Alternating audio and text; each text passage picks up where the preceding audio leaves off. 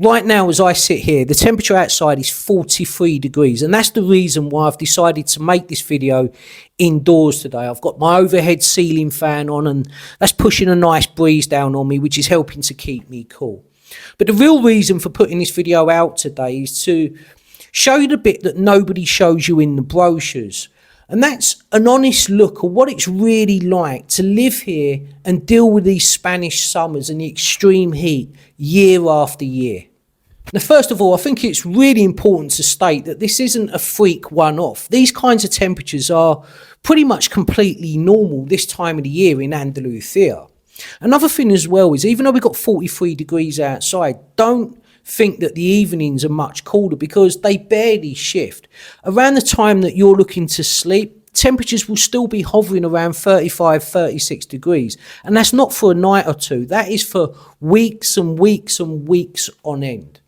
Now, if you have visited Andalucía, say for example in spring or autumn or maybe May or the early part of June, then you really haven't seen the real version. One of the things that you do notice if you're here in July and August during this extreme heat is that the pace of life visibly changes. And what I mean by that is that the streets empty and the shops close, obviously, just purely because of the heat. Now, I'm not saying the shops close all day, every day. They don't. But that's why we have the siesta culture, because during the most intense part of the day, people simply need to be inside. You know, people will choose to work inside in the coolest part of the house or rest inside. So what you find is, me mentioning this pace of life, is that if you've got something that needs to be done outside, you will typically find that people will try to do it, say, before 10 in the morning or after 8 at night. Now, the reason I'm saying these things to you is not to put anyone off if you're considering a move here to Spain, but it's just to give you the real picture and not the postcard version that many brochures try to sell you. So naturally, like most environments, you adapt and you find ways to handle and deal with this extreme heat. Now, the first point I want to bring up on this subject is Spanish homes are typically built differently. For example, this house, this is 200 years old, and we've got thick stone walls up to 1 metre thick in places. We've got small windows and, of course, tiled floors throughout. And all of these things are designed to keep the heat out, and also not to let the light in. The other thing is, as well, is you'll notice with typical Spanish homes, particularly these older Spanish homes where modern appliances such as aircon just simply didn't exist 200 years ago, is that you'll notice if you walk around this house, some parts are noticeably cooler than others. And that's simply down to not just the build, but also the direction that that particular room faces.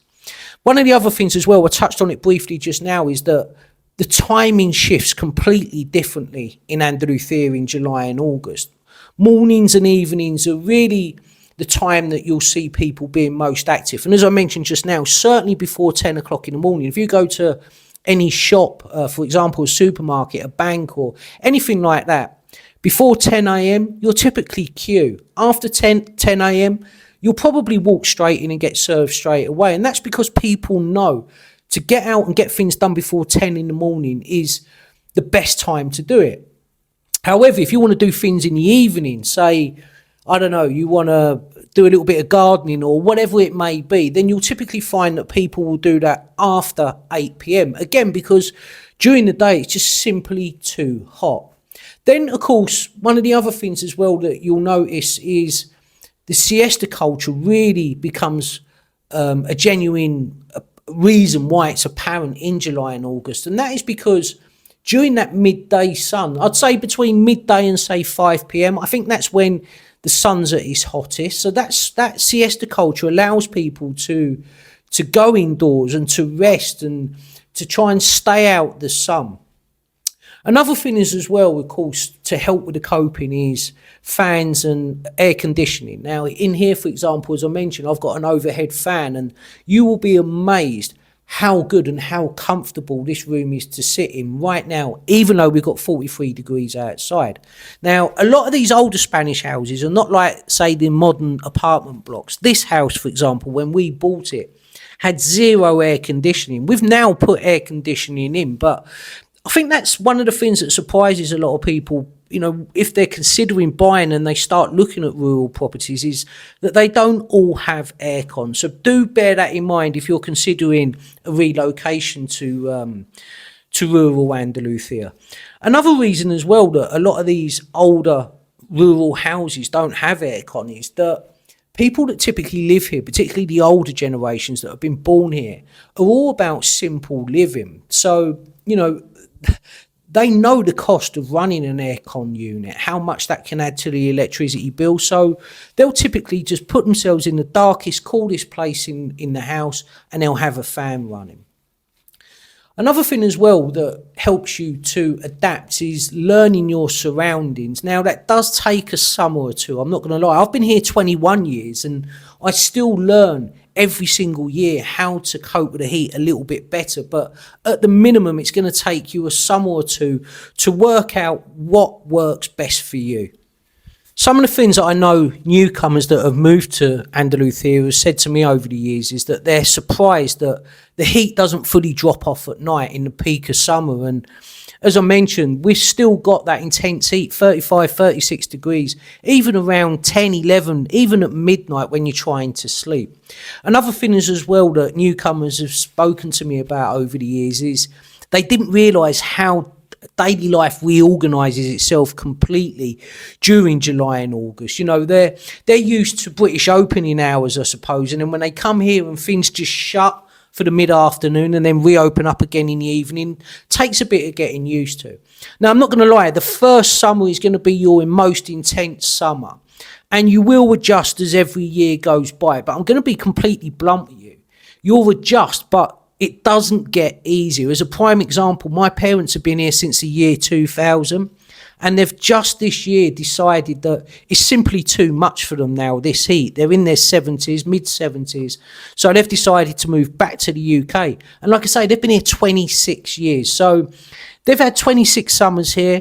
Yes, they've coped with it, but they've said themselves to me that as they're now getting older, each summer is harder for them. So do bear this in mind, particularly if you're maybe in the later stages of life, that coming here, yes, it's got its benefits, but the summers can be brutal. So while the summers here in Andalucía are a deal breaker, if you're thinking about moving here, well, I'm going to be honest, I think that depends entirely on the person. I know people that have been here the same length of time as me, 20 plus years, and they genuinely live for the summers. So I think if you're one of these people that the heat bothers you and you're thinking about making a move here to Andalucía, I would strongly urge that you come and spend the whole of July and the whole of August here before you make that permanent decision, just to decide if it's really for you. Maybe you're one of the people, like many people, who can adapt and overcome the heat and actually learn to love it. But for me personally, my honest take is that I hate the summers. I much prefer the autumn and the winters here in Andalucía. They just suit me as a person. Do I prefer it to the grey and wet British summers? After 21 years, I'm going to be completely honest. The British summers are attractive to me.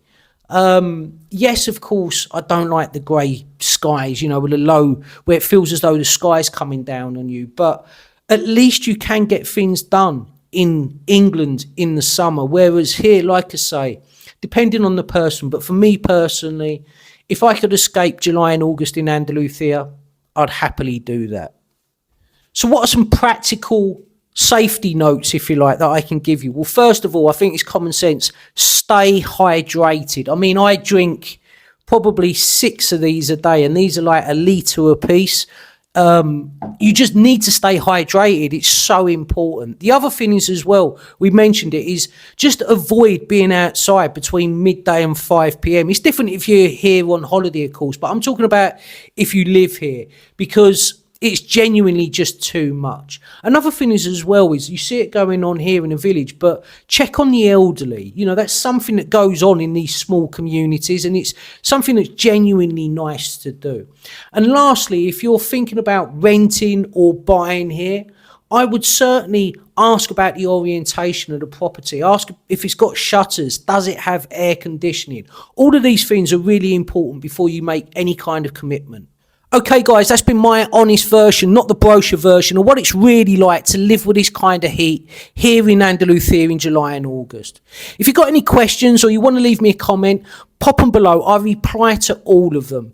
And then lastly, if you've enjoyed this video, please remember to give it a like. And if you haven't subscribed, hit that subscribe button. It's absolutely free to do. Anyway, enjoy whatever you're doing for the rest of the day, and I'll catch you in the next one.